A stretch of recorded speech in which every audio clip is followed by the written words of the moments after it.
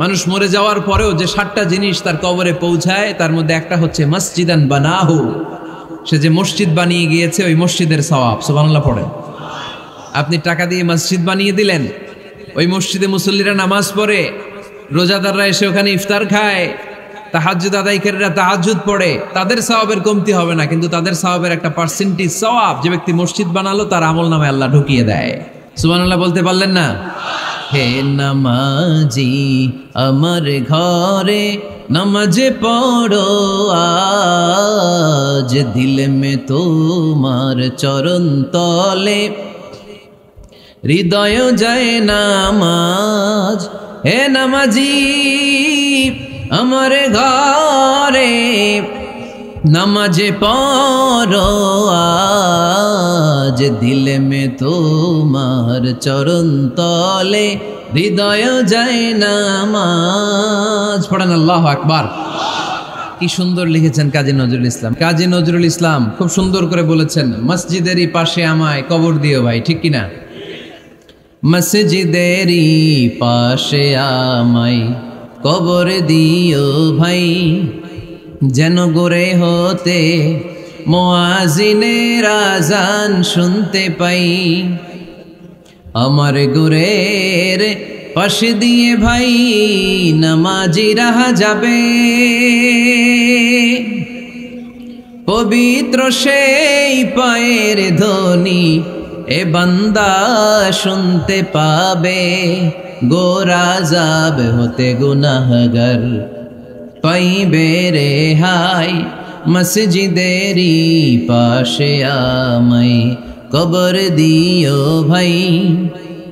কত মানুষ নামাজি ভাই মসজিদাঙ্গিহীনাতে,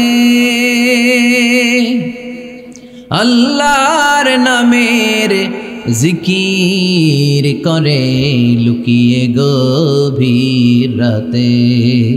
আমি তাদের সাথে ওই আল্লাহর নাম জপতে চাই, আল্লাহর নাম জপতে চাই। পড়েন সবাই, মসজিদেরই পাশে আমায় কবর দিও ভাই, যেন গোরে হতেও মুয়াজ্জিনের আযান শুনতে পাই। চিল্লায় পড়তে হবে আমিন। কি দরদ ছিল আমাদের জাতীয় কবি কাজী নজরুল ইসলামের, মসজিদের পাশে আল্লাহ তুমি আমার কবর দিও। আল্লাহ এই দোয়াটা কবুল করে নিয়েছে, ঠিক কিনা? ওনার কবরের পাশে মসজিদ আছে না নাই? আছে।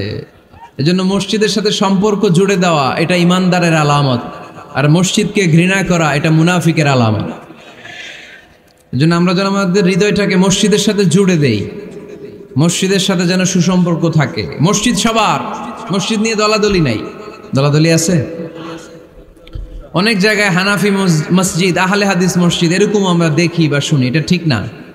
হানাফি মসজিদ বলে কোনো কথা নাই, আহলে হাদিস মসজিদ বলে কোনো কথা নাই। মসজিদ সবার। ছোট্টখাট্ট বিষয় নিয়ে মসজিদে মারামারি, একজন হাত তোলে আরেকজন তোলে না, কিলাকিলি আছে না নাই? একজন বলে জোরে আমিন, আরেকজন আস্তে আমিন, মারামারি আছে না নাই? এগুলো কি মারামারি করার কোনো বিষয়? কথা বলেন।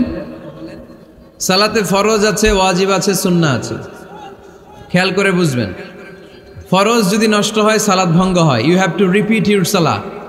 ওয়াজিব নষ্ট হলে সালাত ভঙ্গ হয় না, নতুন করে পড়া লাগে না, সেজদায় সাহু দিলেই সালাত আদায় হয়ে যায়। আর সুন্নাহ নষ্ট হলে নামাজ নষ্টও হয় না, নতুন করে পড়াও লাগে না, সৌ সেজদাও লাগে না, নামাজ আদায় হয়ে যায়। সুন্নাহ নষ্ট হলে, এই যে হাত তোলা না তোলা এটা সুন্নাহ, আমিন জোরে বলা না বলা এটা কি সুন্নাহ, যেটা কোনো কারণে কেউ না করলেও তার নামাজ কবুল করে নিবে কে? আর এই সব সুন্নত লই আমগো দেশে গিলাগিলি। মৌলভীবাজারে মাশাআল্লাহ এগুলা নাই, এখানেও আছে। এগুলার অবসান ঘটুক, আমরা চাই কি চাই না? আর কত এই ছোটখাটো বিষয় নিয়ে আমরা এই বিভেদের প্রাচীর আর দেয়ালকে উঁচু করব আমাদের মাঝখানে? কবে আমরা ঐক্যের সিন্ডিকেট করব? কবে? আর কবে সাদা মনের মানুষ হব? কবে? আর কত? অনেক হয়েছে, আর না, এবার থামেন। বিভেদের প্রাচীরকে ভেঙে চুড়িয়ে দেন। ঐক্যের এমন সিন্ডিকেট গড়তে হবে যাতে কোনো অপশক্তি এই ঐক্যকে ভাঙতে না পারে, বানচাল করতে না পারে, চিল্লায় বলেন ঠিক কিনা? এজন্য মিউচুয়াল রেসপেক্টের দরকার, পারস্পরিক শ্রদ্ধাবোধ সব ক্ষেত্রে, রাজনীতিতে, সামাজিক অ্যাক্টিভিটিসে আমাদের আলেম ওলামাদের মধ্যে পারস্পরিক শ্রদ্ধাবোধের দরকার, মিউচুয়াল রেসপেক্ট। কেউ কাউরে রেসপেক্ট করে না, আমি যেটা বুঝছি এটাই সব, বাকি সব হারাম, এরকম বলে না অনেকে? এরকম যেন না করি। তাহলে মসজিদ সবার, মসজিদ আল্লাহর হাবিব সাল্লাল্লাহু আলাইহি ওয়াসাল্লাম খ্রিস্টানদেরকে মসজিদে ঢুকতে দিয়েছেন, আর আমরা মুসলমান ভাইয়ের জন্য মসজিদে তালা ঝুলাই দেই, আছে না নাই? আল্লাহর হাবিব সাল্লাল্লাহু আলাইহি ওয়াসাল্লাম কোথাও গেলেই প্রথমে মসজিদ বানাতেন। কি বানাতেন? মসজিদ বানাতেন। মক্কা থেকে হিজরত করে মদিনায় আসলেন, কোবায় থাকলেন কয়েক সপ্তাহ। কোবা পল্লীতে তিনি মসজিদ বানালেন, মসজিদ কোবা। ওখানে প্রতি শনিবার কেউ যদি ওযু করে ওখানে যে 2 রাকাত নামাজ পড়ে, একটা কবুল উমরার সওয়াব আল্লাহ তাআলা তার আমলনামায় দিয়ে দেয়। মসজিদে কোবা বানালেন। তারপরে মদিনায় এসে মসজিদে নববী বানালেন আল্লাহর হাবিব সাল্লাল্লাহু আলাইহি ওয়াসাল্লাম, মসজিদে নববী। এটা ছিল আল্লাহ রাসূল সাল্লাল্লাহু আলাইহি ওয়াসাল্লামের বৈশিষ্ট্য। কোথাও গেলেই তিনি মসজিদ বানাতেন, মসজিদে নববী। হায় রে, এখন তো কত সুন্দর মসজিদ আমরা দেখি, আমরা যে সালাত পড়ি। আল্লাহর হাবিব সাল্লাল্লাহু আলাইহি সাল্লামের সময় মসজিদে নববী কি এরকম ছিল?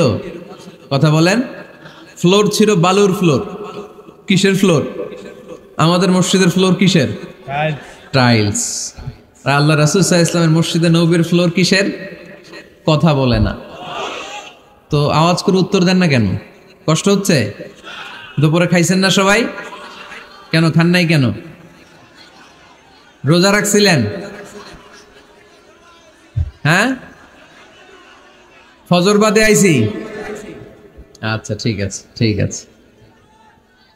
আচ্ছা আচ্ছা, সাউন্ড নাই, কথা শোনা যায় না? তো এটা শুনলা কেমনে? জিজ্ঞেস করলাম কথা শোনা যায় না, কয় না। তো এটা শুনলা কি করে? মানে অল্প শোনা যায়, তাই তো? একটু পরে আমার বিদায় ঘন্টা বাজবে, আমি চলে যাব। এই তোমরা ডিস্টার্ব করতে করতে আমার সময় শেষ। তোমরা ডিস্টার্ব করলে তোমাদের লস। আমি আমার টাইমের 1 মিনিটে বেশি যেতে পারবো না, কারণ এখানে আসরের সালাতের আজান শুরু হয়ে যাবে, এরপরে কোনো কথা নেই। আর বক্তব্য লম্বা করা এটা বেদাত। এই বেদাতকে আমি সুন্নাতের মধ্যে আনতে চাচ্ছি। একটা সময়ে একেবারে কমায় নিয়ে আসবো। এত প্রোগ্রামও আমি করতে চাই না। আমি ঘোষণা দিয়েছি আগামী বছরে সারা বাংলাদেশে আমার প্রোগ্রাম হবে 50টা। কয়টা? 50টা। এরপরের বছর 30টা, এরপরের বছর 20টা। বিভাগীয় প্রোগ্রাম করলেই চলবে আমার। এক এক বিভাগে যে 2 দিন 3 দিন খালাস। এত দরকার নেই, এত লম্বা চূড়ার বক্তব্যের দরকার নেই। আধা ঘন্টা চুপ করে শুনেন, কয়েকটা মেসেজ ড্রপ করি, take it with you to your home, then practice and apply in the society. নিয়ে যান, আমল করেন, সমাজে কাজে লাগান। সমাজটা আলোকিত করে দিবে কে? খুতাবুকুম তাবিলা সালাওয়াতুকুম কাসীরা। আল্লাহর হাবিব সাল্লাল্লাহু আলাইহি ওয়াসাল্লাম বললেন, কিয়ামতের একটা আলামত, কিয়ামতের আগে তোমাদের বক্তব্য হয়ে যাবে লম্বা, সালাত হয়ে যাবে খাটো। সালাতের পরে তাসবিহ পড়তে চায় না লোকজন, ব্যস্ত, মহা ব্যস্ত, সুপার বিজি। কোত্থেকে আসলে এই ব্যস্ততা? আপনি রবের সাথে মুনাজাত, না যাই ইউনাজি মুনাজাত, আপনার রবের সাথে একাকী নীরবে কথা বলতে মনে চায় না আপনার? এত তাড়াহুড়ো কিসের? ধীর স্থির হন, একটু স্থির হন, একটু মনোদৈহিক প্রশান্তি অর্জনের চেষ্টা করেন। সব সময় ব্যস্ত, ধাক্কাধাক্কি, উচ্ছৃঙ্খলা, এগুলো আমাদেরকে শেষ করে দিয়েছে। এজন্য লম্বা চোরা বক্তব্য ঠিক না। বক্তব্য শুনতে আমাদের ভালো লাগে, আমল করতে ভালো লাগে না। বক্তব্যটা শেষেই সিগারেট ধরায়, আছে না নাই? মাহফিল শেষেই বিড়ি ধরায়, কয় চমৎকার ওয়াজ করছে হুজুরে। ওয়াজটা সেরকম হয়েছে, অনেক কণ্ঠ সুন্দর হুজুরের। এতদিন ইউটিউবে দেখছি, আজকে সরাসরি দেখাইছি, আছে না নাই? তো কি লাভ হয়েছে? লাভটা হয়েছে কি? এই যে মাহফিল শেষে বিড়িটা ধরাইলেন আর গেলেন, কোনো লাভ হয় নাই। এগুলো থেকে বেরিয়ে আসতে হবে। বছরের পর বছর আমাদেরকে শিখানো হয়েছে একভাবে, কেউ এই পরিবর্তনের আওয়াজ তোলে নাই। আওয়াজ আপনাকে তুলতে হবে। আওয়াজ তোলার জন্য এত মানুষ লাগে না, আপনি একাই যথেষ্ট। আপনি দাঁড়ান না সামনে, দেখবেন আপনার সামনে কেউ টিকে থাকতে পারবে না, ঠিক কিনা? কিন্তু আপনার শক্ত সিদ্ধান্ত লাগবে, পরিবর্তনের জন্য শক্ত মানসিকতা লাগবে, যে আমি পরিবর্তন করতে চাই। We have to change. যুগ জামানা পাল্টে দিতে চাই না অনেকজন। এক মানুষই আনতে পারে জাতির জাগরণ।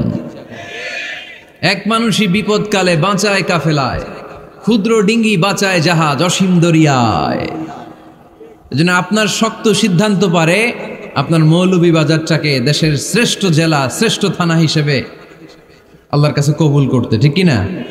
এজন্য লম্বা চূড়া আলোচনা ঠিক না, ছোটখাটো অল্প কয়েকটা মেসেজ নিয়ে যেতে পারলেই that's enough. One of the minor signs before the day of judgment, your Islamic lectures will be very longer and your salah 5 times a day will be shorter. কিয়ামতের আগে বক্তব্য লম্বা, নামাজ খাটো, তাসবিহ পড়ে না, ব্যস্ত, মহাব্যস্ত। এই মহাব্যস্ততা ছাড়েন, কোরআন সুন্নাহর দিকে ফিরে আসেন। বরকত দিবে কে? বিশ্বনবীর মসজিদে নববীর ফ্লোর বালুর ফ্লোর ছিল, আমাদের ফ্লোর টাইলস। আল্লাহর হাবিব সাল্লাল্লাহু আলাইহি ওয়াসাল্লামের মসজিদে বালি নিচে, এই বালিতেই নামাজ পড়তেন। বৃষ্টি হলে কাদামাটি হয়ে যেত, কাদামাটিতেই সেজদা করতেন। সেজদা করলে কাদার মাটি আল্লাহর হাবিব সাল্লাল্লাহু আলাইহি ওয়াসাল্লামের নাকে আর কপালে লেগে যেত। তিনি সালাম ফিরিয়ে সাহাবাদের দিকে মুখ ফিরিয়ে বসলে দেখতেন প্রতিটা সাহাবীর নাকে আর কপালে কাদার মাটি মিশে আছে। তার মানে প্রিয় নবী সাল্লাল্লাহু আলাইহি ওয়াসাল্লামের মসজিদে নববী ছিল কাঁচা, কিন্তু মুসল্লি ছিল পাকা। আমাদের মসজিদগুলা হয়েছে পাকা, কিন্তু মুসল্লি কাঁচা, ঠিক কি না? ফজরের সালাতে মানুষ নাই। ইমাম সাহেব আছেন কে কে এলাকায়? দেখি ইমাম, মসজিদের ইমাম, মাশাআল্লাহ। আপনাদের এইখানে ওই মসজিদে ফজরের নামাজে কয় কাতার হয়? 5 জন 6 জন? কেনে এত কম? কেনে? হ্যাঁ, আসে না, আসতে চায় না লোকজন। তো এই যে 5-6 জন ফজরের সালাতে, কল্পনা করতে পারেন ফজরের সালাতে এত কম লোক? ফজরের জামাতে লোক যায় না, এটা একটা মহামারী। যেদিন ফজরের জামাতের দৃশ্য আর জুমার নামাজের দৃশ্য একরকম হয়ে যাবে, ওই দিনই বাংলাদেশে ইসলাম কায়েম হয়ে যাবে। এখন স্লোগান তোলে বিপ্লব বিপ্লব, ইসলামী বিপ্লব। আর ফজরের সময় আমি কম্বলের ভিতরে, আছে না নাই? কোনো বিপ্লব হবে না। ফজরের নামাজ জামাতে পড়ুন, সকালটারে বরকতময় করে দিবে কে? আল্লাহর হাবিব সাল্লাল্লাহু আলাইহি ওয়াসাল্লামের মসজিদ ছিল সবার জন্য উন্মুক্ত, এখানে সবাই আসতে পারতো। এজন্য মসজিদ হবে সবার। আমরা মসজিদের আবাদকারী হতে চাই। এজন্য রাব্বুল আলামিন বলেন, ইন্নামা ইয়া'মুরু মাসাজিদাল্লাহি মান আমানা বিল্লাহি ওয়াল ইয়াউমিল আখির وأقام الصلاة وآتى الزكاة ولم يخش إلا الله فعسى أولئك أن يكونوا من المهتدين سبحان الله পড়েন। রব্বুল আলামিন বললেন মসজিদের আবাদকারী হবে তারা যারা আল্লাহর প্রতি ঈমান আনে, আখিরাতের প্রতি ঈমান আনে, যারা সালাত কায়েম করে, যারা যাকাত আদায় করে, যারা দুনিয়ার কাউকে ভয় পায় না, ভয় পায় একজনকে। চিল্লায় বলেন তিনি কে? যাদের হৃদয়ে আছে আল্লাহর ভয়, তারা কবু পথ ভুলে যায় না। আল্লাহর প্রেম ছাড়া এই দুনিয়া কারো কাছে কোনো কিছু চায় না, ঠিক কিনা? তাহলে যারা মসজিদের আবাদকারী এরা ভয় পায় একজনকে, চিল্লায় বলেন তিনি কে?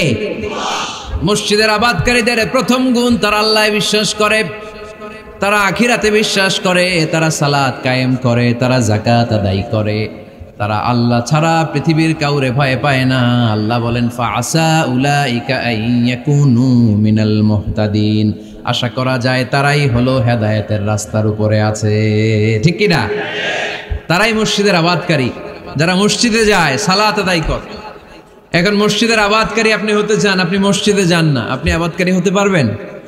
মসজিদের অনেক সভাপতি আছে, মসজিদে যায় না, আছে না নাই? মৌলভীবাজারে এই সমস্যা বোধহয় নাই। মসজিদের সেক্রেটারি মসজিদে যায় না, আছে না নাই? তাহলে হইল, এটা হইল, এটা মেনে নেওয়া যায়? এজন্য সভাপতি সাহেবরা, আপনি কষ্ট করে মসজিদ বানিয়েছেন, মসজিদে যাবেন। সভাপতি সাহেব আপনি মসজিদে যাবেন, সেক্রেটারি সাহেব আপনি মসজিদে যাবেন, তাহলে আপনি সঠিক মসজিদের আবাদকারী হবেন, ঠিক কিনা? আমরা মসজিদের আবাদকারী হতে চাই ইনশাআল্লাহ। পড়েন উমরানুল মাসাজিদ। মসজিদের আবাদ কি করে করতে হয়? মসজিদ আবাদ করার 1 নাম্বার মাধ্যম হচ্ছে মসজিদ নির্মাণ করা। কি করা? নির্মাণ করা। খেয়াল করবেন, আল্লাহর হাবিব সাল্লাল্লাহু আলাইহি ওয়াসাল্লাম বলেছেন, মান বানা মসজিদান মিন মালিহি ফিদ দুনিয়া বানাল্লাহু লাহু বাইতান ফিল জান্নাহ। যে ব্যক্তি নিজের পকেটের টাকা খরচ করে দুনিয়াতে মসজিদ বানায়, আল্লাহ তাআলা তার জন্য জান্নাতে ঘর বানায়। 60টা জিনিস মানুষ মরে যাওয়ার পরে তার কবরে পৌঁছতে থাকে। ইন্না মিম্মা ইয়ালহাকুল মুমিন মিন হাসানাতিহি বা'দা মাউতিহি মানুষ মরে যাওয়ার পরেও যে 7টা জিনিস তার কবরে পৌঁছায় তার মধ্যে একটা হচ্ছে মসজিদান বানাহু, সে যে মসজিদ বানিয়ে গিয়েছে ওই মসজিদের সওয়াব। সুবহানাল্লাহ পড়েন।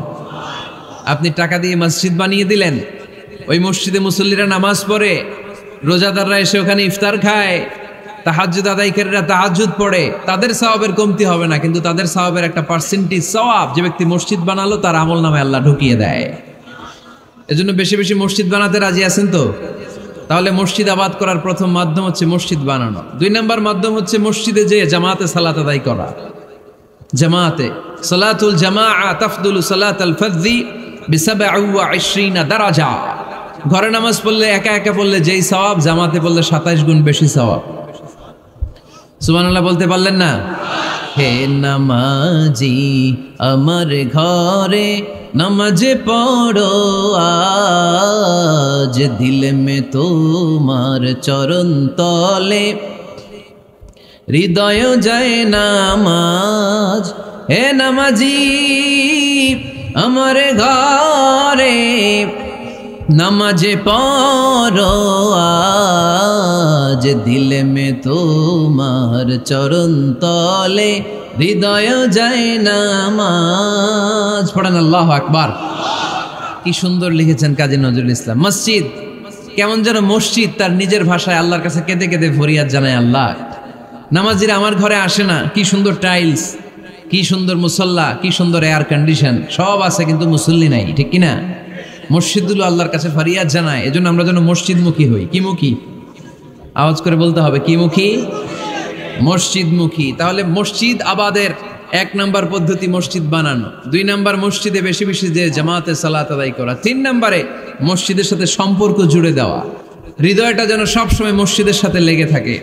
আল্লাহর হাবিব সাল্লাল্লাহু আলাইহি ওয়াসাল্লাম বললেন, সাবআতুন ইউযিল্লুহুমুল্লাহু ফি যিল্লিহি ইয়াওমা লা যিল্লা ইল্লা যিল্লু। 7 শ্রেণীর ব্যক্তিকে আল্লাহ তাআলা কিয়ামতের দিন আরশের নিচে ছায়া দিবে, যেদিন আল্লাহর আরশের ছায়া ছাড়া কোনো ছায়া পৃথিবীতে থাকবে না। সেই দিনটা কি এই দিনের মতো? কিয়ামতের দিনটা আজকের এই দিনের মতো হবে? 50,000 বছর হবে। এটা লেন্থ, এটা ডিউরেশন। কাআন সাফসাফা লা তারা ফিহা ইওয়াজা ওয়ালা আমতা, লেভেল প্লেইং ফিল্ড, তামার জমিন। একটু কল্পনা করেন তো ওই দিনটা কত ভয়ঙ্কর। বাবা ছেলেরে চিনবে না ওই দিন, ছেলে বাবারে চিনবে না, স্ত্রী স্বামীকে চিনবে না, স্বামী স্ত্রীকে চিনবে না, পীর সাহেব মুরিদ চিনবে না, মুরিদ পীর সাহেবকে চিনবে না, নেতা কর্মীকে চিনবে না, কর্মী নেতাকে চিনবে না। হায় হায়, ইয়া নাফসি বলে কাঁদবে। সূর্যটা মাথার কাছে চলে আসবে, সূর্যের তাপে মাথার মগজগুলো গলে গলে নাকের ছিদ্র আর কানের ছিদ্র দিয়ে টপ টপ করে বেয়ে বেয়ে পড়বে। তৃষ্ণায় মানুষগুলো পাগল পাড়া, জিহ্বাটা বের হয়ে নাভি পর্যন্ত ঝুলতে থাকবে। সেদিন সবাই পাগলের মতো ছুটতে থাকবে, কোনো ছায়া নাই আল্লাহর আরশের ছায়া ছাড়া। আল্লাহর হাবিব বললেন 7 শ্রেণীর ব্যক্তিকে আল্লাহ তাআলা আরশের নিচে ছায়া দিবেন। এর মধ্যে 1 শ্রেণীর ব্যক্তি রাজুলুন কলবুহু মুআল্লাকুন বিল মাসাজিদ, ওই ব্যক্তি যার হৃদয়টা সবসময় আল্লাহর মসজিদের সাথে লেগে থাকে। মসজিদের সাথে যার হৃদয় লেগে থাকে তাকে আরশের নিচে ছায়া দিবে কে? এজন্য মসজিদের সাথে যেন আমাদের হৃদয়গুলো লেগে থাকে। অনেকেই দেখবেন এত ভালো নামাজে জোহর পরে টেনশন করে আসরটা কই পড়বো, আসর পরে চিন্তা করে মাগরিবের সময় আমি কোথায় থাকবো, মাগরিবের সময় টেনশন, ইস এশাটা হয়ে গেলেই তো শেষ। এরকম লোক আছে না নাই? এদেরকে সেই কঠিন ভয়াবহ দিনে আরশের নিচে ছায়া দিবে কে? তারপরে মসজিদ আমাদের 4 নম্বর পদ্ধতি মসজিদকে পরিচ্ছন্ন রাখা, মসজিদকে ঝাড়ু দেয়া।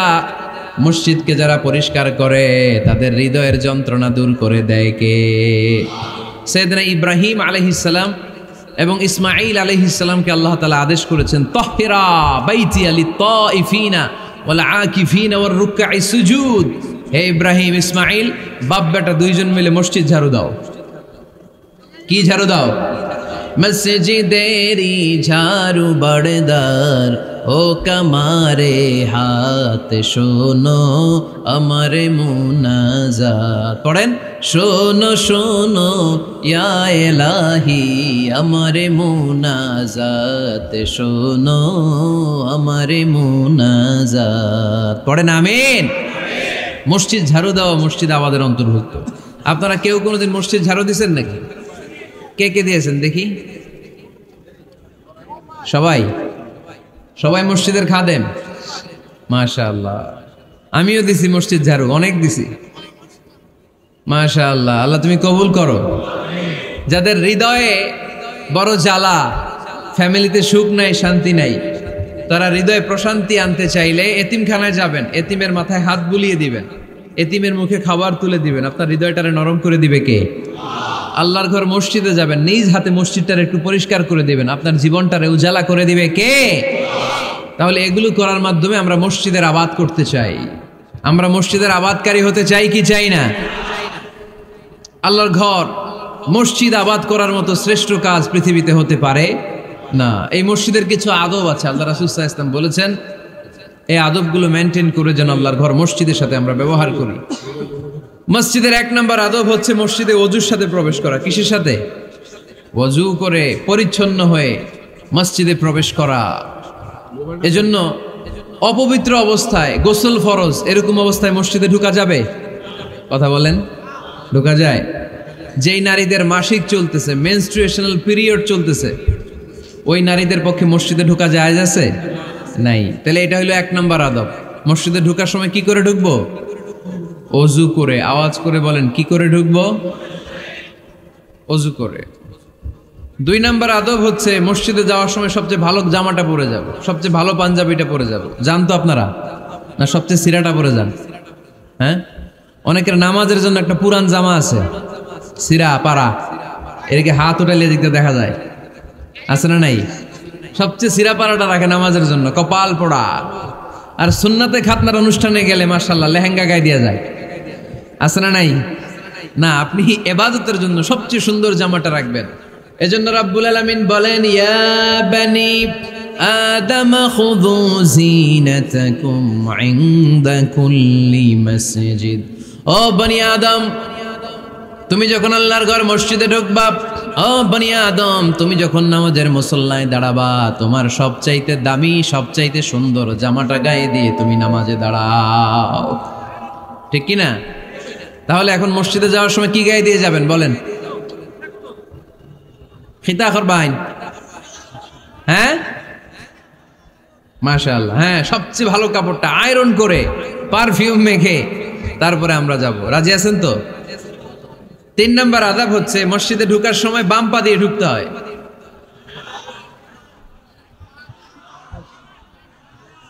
কোন পা? আরো জোরে। এদেরকে গুতা মারা লাগে, নাইলে আওয়াজ বাড়ে না। এরকম ভলিউম টাইট করতে হয়, ভলিউম হাই করলে আর করে বাড়ে, এমনি বলতে চায় না। আর ঘটনা কি? হ্যাঁ, খায় নাই। বদরের যুদ্ধ হয়েছিল রমাদানে, কোন সাহাবী খায় নাই, না খাইয়া একেবারে সাইজ করে দিছে কাফেরদেরকে। আমরা না খেলেও আমাদের হৃদয়ে ইমানি শক্তি আছে না নেই? এই তো বোঝা যাচ্ছে ইমানি শক্তি আছে। এতক্ষণ আছিল কই? তো মসজিদে ঢোকার সময় কোন পা দিয়ে? এগুলো মনে থাকে আমাদের? ভুলা যাই আমরা, খেয়াল থাকে না তো এগুলা। এত কিছু মনের মধ্যে রাখলে এগুলো মনে থাকবে কেমনে? মসজিদে ঢোকার সময় কোন পা? আরো জোরে। বেরোয়ার সময় কোন পা? মনে থাকবে? মসজিদে যখন ঢুকবেন ডান পা দিয়ে ঢুকবেন, আর দোয়া পড়বেন, আউযু বিল্লাহিল আযীম ওয়া বিওয়াজহিল কারীম ওয়া সুলতানিহিল কদীম মিনাশ শাইতানির রাজীম। বিষ্ণু সাল্লাল্লাহু আলাইহি ওয়াসাল্লাম বললেন, যে ব্যক্তি মসজিদে ঢোকার সময় এই দোয়াটা পড়বে, শয়তান আফসোস শুরু করে, সে বলে, হায় হায়, আজকের দিনের জন্য, সারা দিনের জন্য তো তুই আমার ওয়াসওয়াসা থেকে বেঁচে গেলি, আজকের সারা দিনের জন্য তোরে আমি হারালাম, আজকের সারাটা দিন আল্লাহর পক্ষ থেকে প্রোটেকশন নিয়ে তুই বেঁচে গেলি, আজকের জন্য যা, কালকে তোরে আমি ধরবো। এজন্য এই দোয়াটা পড়ার দরকার আছে না? আউযু বিল্লাহিল আযীম ওয়া বিওয়াজহিল কারীম ওয়া সুলতানিহিল কদীম মিনাশ শাইতানির রাজীম। 4টা বাক্যের দোয়া। মুখস্থ করতে কষ্ট হলে যে ইউটিউবে চলে যাবে আজকেই, ওখান থেকে শুনে আপনারা মুখস্থ করে নেবেন, এই দোয়াটা পড়বেন। তাহলে ওই দিনের জন্য শয়তানের ওয়াসওয়াসা, টেম্পটেশন, প্রভোকেশন থেকে আপনি আল্লাহ তাআলার প্রোটেকশনে চলে গেলেন। সুবহানাল্লাহ পড়েন। তারপর আল্লাহর হাবিব বললেন, ঢোকার আগে আমারে সালাম দাও। পড়বেন, আসসালামু আলাইকা আইয়ুহান নাবিয়্যু ওয়া রাহমাতুল্লাহি ওয়া বারাকাত। এই 2টা জিনিস যখন করে ফেললেন, তখন ডান পা দিয়ে পড়বেন, আল্লাহুম্মা আফতাহ আলী আবওয়াবা রাহমাতিক। সুবহানাল্লাহ পড়েন।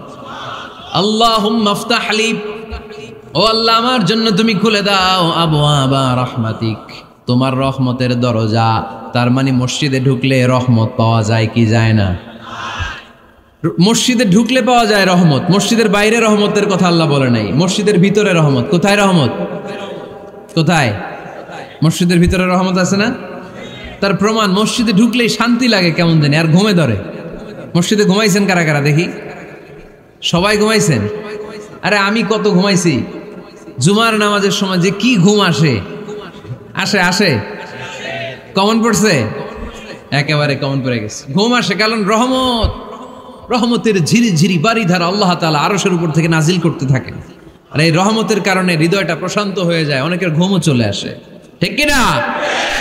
এজন্য আল্লাহুম্মা আফতাহ লি আবওয়াবা রাহমাতিক, ও আল্লাহ তোমার রহমতের দরজাগুলো আমার জন্য খুলে দাও। এই দোয়া পড়লে রহমতের দরজা খুলে দেয় কে? আবার মসজিদ থেকে যখন বের হবেন তখন কোন পা দিয়ে? জোরে বলেন। বাম পা দিয়ে কি পড়বেন? আল্লাহুম্মা ইন্নী আসআলুকা মিন ফাদলিক, ও আল্লাহ তোমার কাছে আমি তোমার পক্ষ থেকে ফদল চাই, মানে রিজিক চাই। রিজিক দেয়ার মালিক কে? তার মানে খুব সোজা সাপটা কথা হচ্ছে, মসজিদের ভিতরে পাওয়া যায় রহমত, আর বাইরে পাওয়া যায় ফদল বা রিজিক। বাইরে পাওয়া যায় কি? রিজিক। মসজিদের ভিতরে রিজিক আছে। তার মানে সারাদিন মসজিদে বসে থাকলে রিজিক মিলবে? নামাজের সময় নামাজ পড়তে হবে, কাজের সময় কাজ করতে হবে, এটাই হচ্ছে ইসলামের বিধান। নামাজের সময় নামাজ, কাজের সময়। আমি প্রশ্ন করবো, আওয়াজ করে উত্তর দেন। নামাজের সময়, কাজের সময়, নামাজের সময়, কাজের সময়, এটা মনে থাকবে।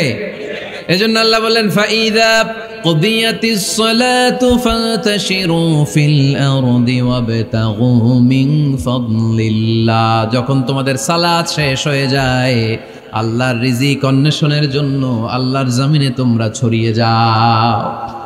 নামাজের সময় আসবেন, নামাজ শেষ বের হয়ে যান। ফান্তাশিরু ফিল আরদ, জমিনে ছড়িয়ে পড়ো।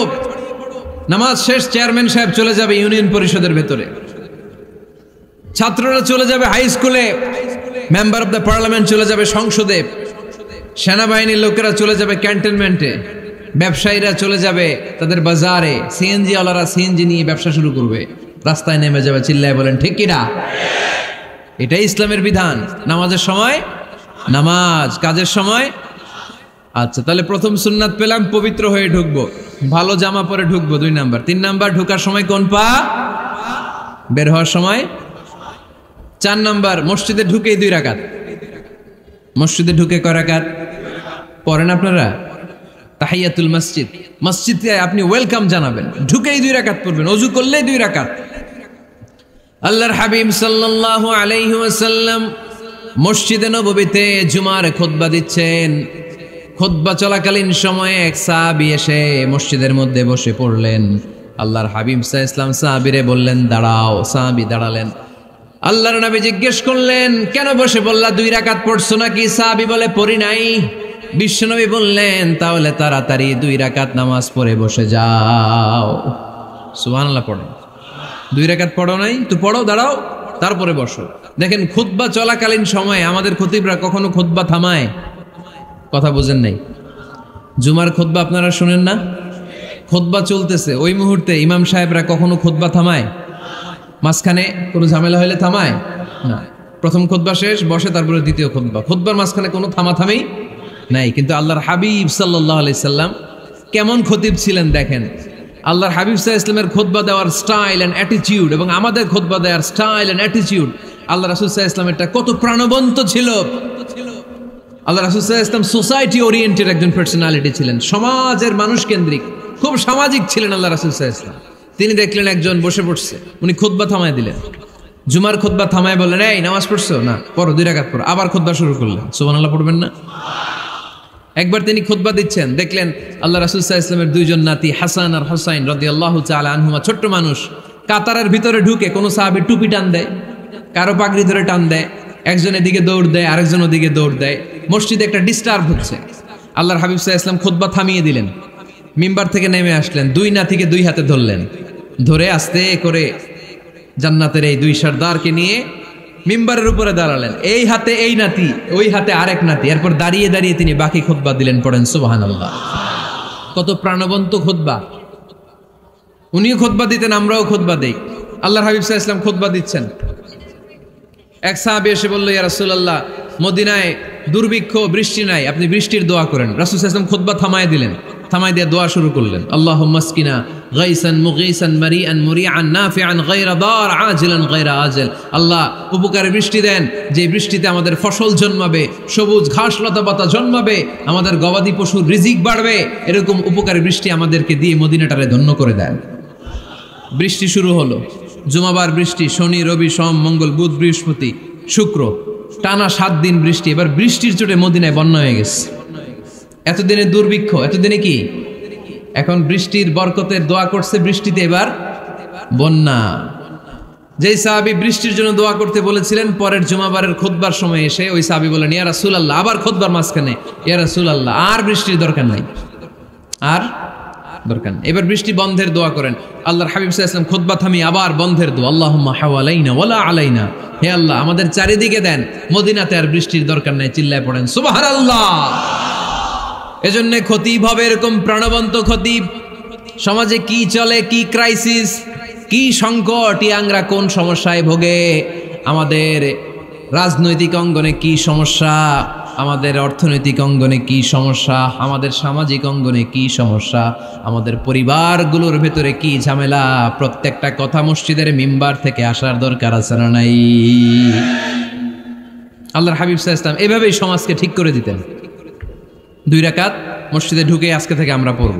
মসজিদে ঢুকলেই কয় রাকাত মনে থাকবে না ভুলে যাবেন? তারপরে আল্লাহর হাবিব সাল্লাল্লাহু আলাইহি ওয়াসাল্লাম বলেছেন, খবরদার কবরের উপর মসজিদ বানিও না। কবরস্থান একদিকে, মসজিদ আর একদিকে। কিন্তু বাংলাদেশে মসজিদের সাথে কবর মিলানো আছে না নাই? ছোট্ট একটা মসজিদ, কিন্তু এত বড় বাবার কবর আছে না নাই? এগুলো করবেন না আপনি। আগে হবে মসজিদ, পরে কবরস্থান। যেমন মসজিদে নববী হয়েছে আগে, তারপরে বিশ্বনবীর কবর এখানে আছে না নাই?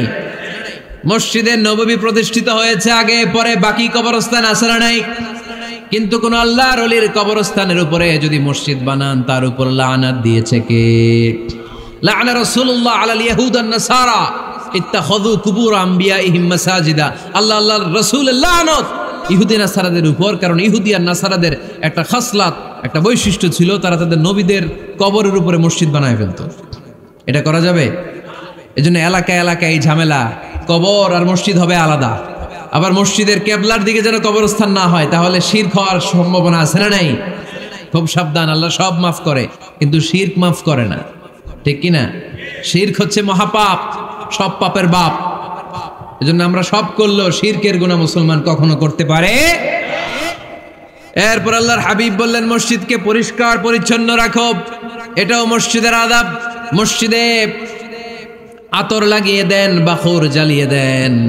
আপনাদের এই এলাকার মধ্যে তো বাখুরের অভাব নাই, আগরের অভাব নাই, ঠিক কিনা? গতকাল প্রোগ্রাম ছিল কই?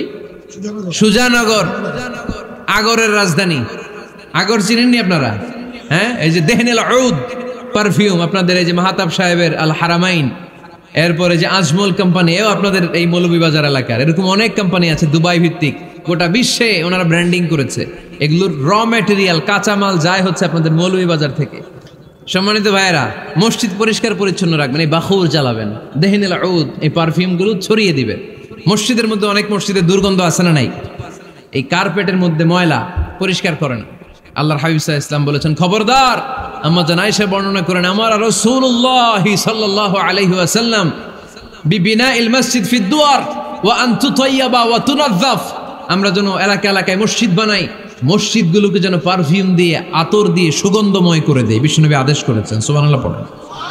এজন্য কোনো অপরিচ্ছন্ন মসজিদ থাকতে পারবে না। মসজিদের পাশ দিয়ে গেলে আতরের ঘ্রাণে আমোদ হয়ে লোকজন যেন বুঝতে পারে এটা আল্লাহর ঘর, মসজিদ। চিল্লায় বলেন ঠিক কিনা? এরপরে আল্লাহর হাবিব সাল্লাল্লাহু আলাইহি ওয়াসাল্লাম বলেছেন, মসজিদের আরেকটা আদব হলো মসজিদকে অতিমাত্রায় ডিজাইন না করা। বেশি ডিজাইন করা যাবে না। এমন ডিজাইন করা যাবে না যে এটা মসজিদ বোঝাই যায় না। এত লাইটিং ফাইটিং করে, এটা কি মসজিদ না কমিউনিটি সেন্টার বোঝাই যায় না। আছে না নাই? আছে। এরকম যেন আমরা না করি সম্মানিত ভাইয়েরা। বিশেষ করে মসজিদের সামনের দেয়ালে, কোন দেয়ালে? সামনের দেয়ালটা কেবলার দিকে যেই দেয়াল, এই দেয়ালটা হতে হবে ফ্রেশ, যাতে করে মানুষের দৃষ্টি আকর্ষণ না করে। প্রায় মসজিদের দেয়ালের মাঝখানে দেখবেন আপনি ক্যালেন্ডার ঝুলায় রাখে, আছে না নাই?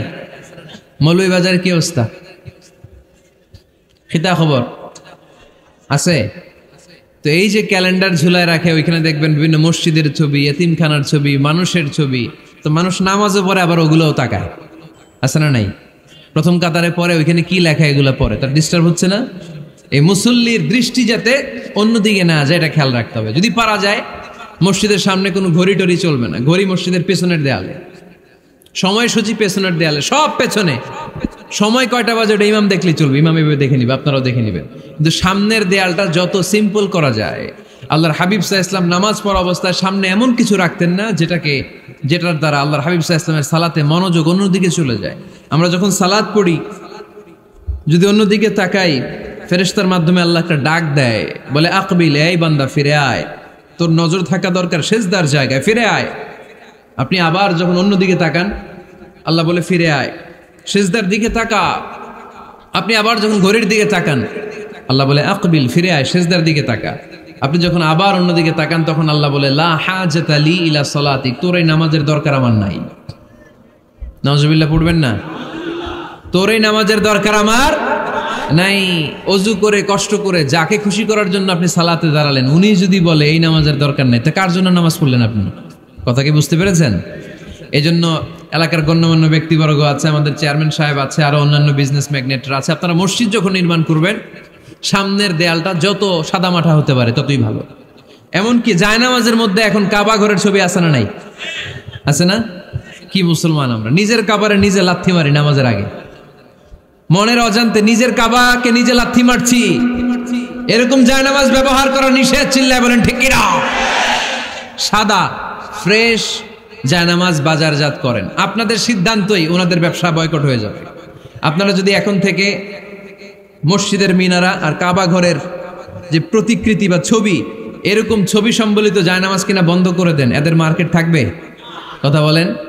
কালকে থেকে আমরা জায়নামাজ কেনার সময় ফ্রেশ জায়নামাজ কিনবো। কোনো মসজিদ, কোনো মিনার, আমাদের কাবা ঘরের ছবি সম্বলিত কোনো জায়নামাজ কিনা যাবে? আওয়াজ করে বলেন, যাবে? যাবে না।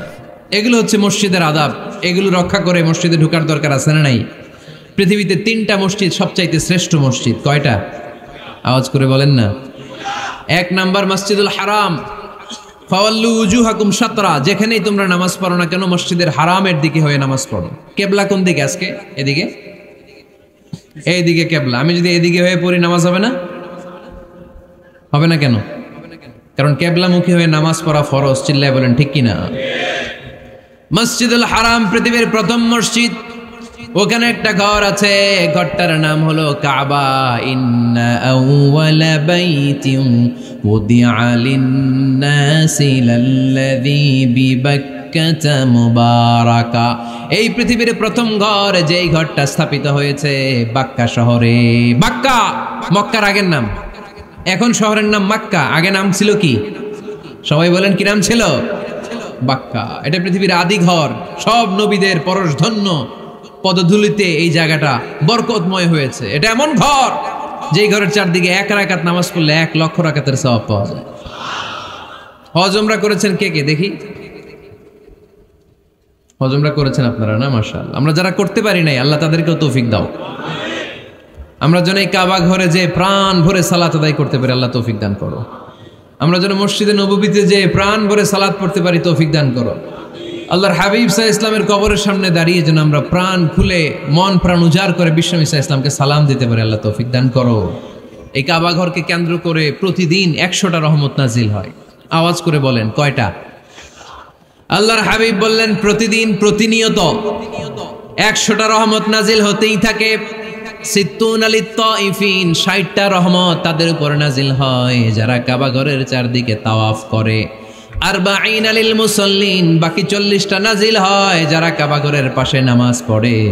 ওয়া 20 লিন নাযিরিনা ইলাল কাবা, বাকি 20টা রহমত প্রতিনিয়ত নাজিল হয় যারা তাওয়াফ করে না, সালাত আদায় করে না, শুধু কাবার গিলাফের দিকে তাকিয়ে থাকে। কাবার দিকে তাকায় থাকলেই সওয়াব। সুবহানাল্লাহ পড়েন। এক রাকাতে কয় লক্ষ রাকাতের সওয়াব। এজন্য আল্লাহর হাবিব সাল্লাল্লাহু আলাইহি ওয়াসাল্লাম বলেছেন, লা তুশাদ্দুর রিহাল ইল্লা ইলা সালাসাতি মাসাজিদা। স্পেশাল ভার্চু এন্ড রিওয়ার্ড, বিশেষ সওয়াবের নিয়তে পৃথিবীর এই তিনটা জায়গা ছাড়া কোথাও নিয়ত করে ভ্রমণ করা জায়েজ নাই। এক হচ্ছে মসজিদুল হারাম, দুই হচ্ছে মসজিদ নববী, তিন হচ্ছে মসজিদুল আকসা। এই তিনটা মসজিদ ছাড়া পৃথিবীর কোনো মসজিদে নিয়ত করে সফর করা যাবে না, বিশেষ নিয়তে সফর করা যাবে না।